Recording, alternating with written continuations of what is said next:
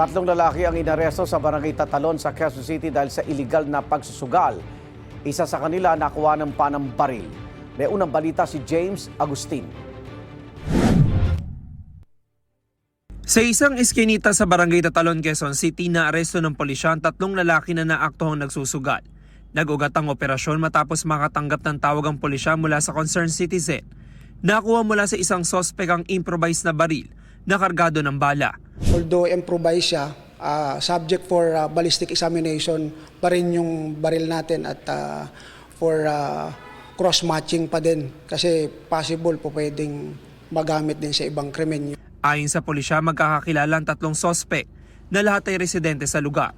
Inaalam pa kung may kinabibilangan silang criminal group. Hindi natin tinatanggal yung posibilidad na yon na ang lakad nila is robbery hold-up din kasi may mga baril.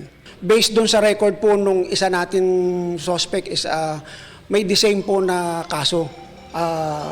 Robbery hold-up at Republic Act 10591 din po. So may baril din na previous record niya. Maharap ang mga suspect sa reklamong illegal gambling. Ang isa may karagdagang reklamong paglabag sa Comprehensive Firearms and Ammunition Regulation Act. Naglilibang lang po. Yung baril? Ang protection po. Napadaan lang po, tapos nagsugal lang po. Nagtakbuhan sila. Tapos? Damay lang ako yan. Ito ang unang balita. James Agustin para sa GEM Integrated News.